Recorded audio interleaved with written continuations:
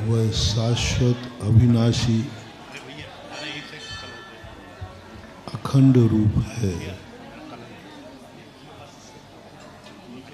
लेकिन जीव क्या करता है? प्रकृति का उल्लंघन उस बालक के समान करता है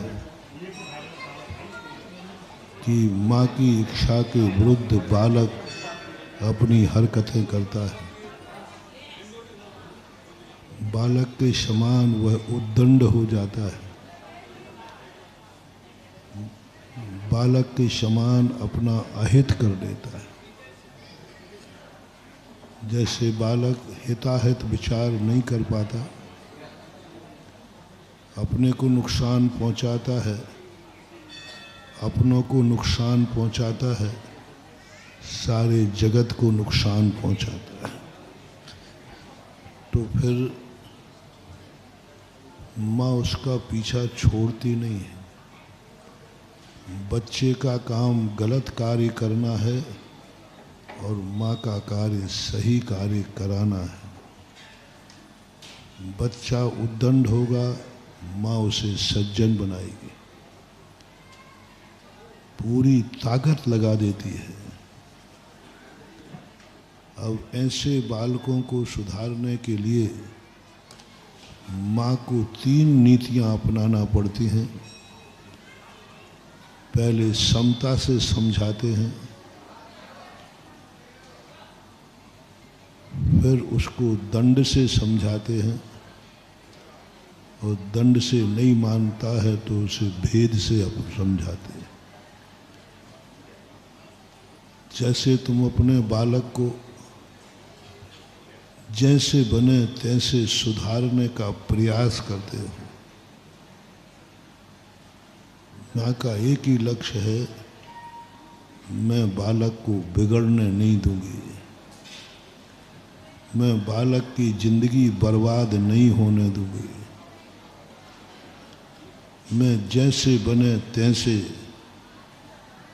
इस बालक को शत मार्ग पर लगाऊंगा। ऐसा ही 2 माताएं और हैं। एक प्रकृति माता भी है। प्रकृति भी यही चाहती है कि मेरे गोद में पलने वाला हर बालक सुखी हो, हर बालक सुखी हो, किसी को दुख ना हो। लेकिन बालक अपना स्वभाव नहीं छोड़ता, तो प्रकृति भी 3 रूप अपनाती है। क्योंकि जन्म देने वाली माँ तो मन वाली है, सोचती है, विचार करती है। प्रकृति जड़ रूप होती है, लेकिन माँ होती है। जड़ रूप भी प्रकृति माँ होती है।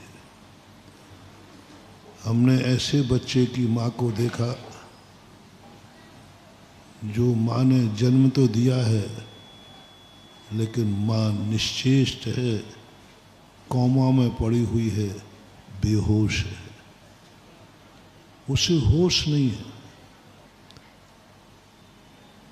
उस दशा में भी वह माँ बन गई। अचेत दशा, कोमा में है, बरसों से कोमा में है, जिंदगी में कभी होश आना नहीं है। लेकिन अंदर प्रक्रिया देखो कैसी विचित्र है। वह अपने एक बेटे की माँ बनने की शक्ति कोमा में भी रख रही है, बेहोशी में भी रख रही है। वो भली कोमा में पड़ी हुई है, लेकिन उसने स्वस्थ बच्चे को जन्म दिया, स्वस्थ बच्चे को जन्म दिया। उसके पिता ने उसका पालन किया, बड़ा किया, लेकिन माँ कुछ नहीं कर पाई। गजब तो ये है कि माँ कामा में भी दूध पिलाती है बच्चे को, दूध दे रही है, दूध बच्चा पी रहा है, लेकिन माँ को होश नहीं है। माँ कोमा में है, बच्चा दूध पी रहा है, बच्चा जन्म ले रहा है, बच्चा सब कुछ कर रहा है। ऐसे ही ये जो प्रकृति है ये जड़ है, ये कौमा के समान है, इसके पास कुछ भी होश नहीं है इसको, लेकिन फिर भी माँ है,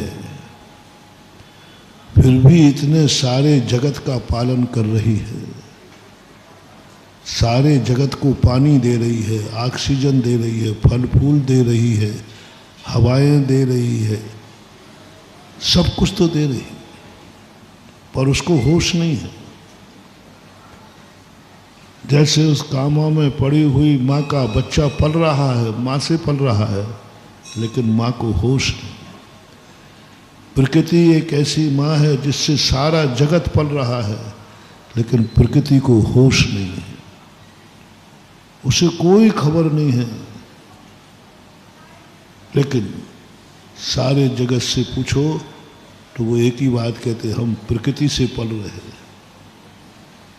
जब कोई व्यक्ति गार्जियन,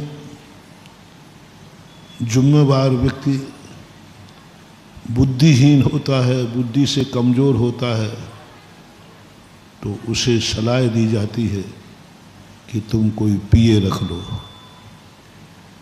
ये नेता लोगों के पिए क्यों होते हैं सलाहकार? क्योंकि सरकार को भी मालूम है, उनको खुद को मालूम है कि हम बुद्धू चंद हैं। मतलब नेता बनने में, राजा बनने में ज़्यादा बुद्धि की ज़रूरत नहीं, थोड़ी हुकूमत होना चाहिए, हिटलर शाही होना चाहिए, हुकूमत होना, थोड़ा रौब होना चाहिए, प्रभाव होना चाहिए, बस वो राजा बन सकता है। राजा बन सकता है, हुकूमत चला सकता है, लेकिन वो राज्य नहीं चलाएगा, राज्य तो मंत्री ही चलाएगा। बादशाह ने राज नहीं चलाया, राज तो बीरबल ने चलाया। समस्याओं का समाधान राजा नहीं करता, मंत्री करता। हाँ, बहुत बड़ी चीज बन गई। प्रकृति ने, सरकार ने भी सलाहकार बनाए, उनको मालूम है कि नेता में कितनी अकल होती है, कितनी बुद्धि होती है। हमारे शास्त्रों में भी आया है, हमारे शास्त्रों में आया कि संघ में कोई व्यक्ति इतना दबंग होता है, इतना प्रभावशाली होता है कि उसका आदेश कोई नहीं टाल सकता। जय जिनेंद्र, अगर आपको मेरी वीडियो अच्छी लगती है तो प्लीज़ मेरे चैनल को सब्सक्राइब करिए, लाइक करिए, शेयर करिए। इसी तरह से अपना प्यार मुझे देते रहिए।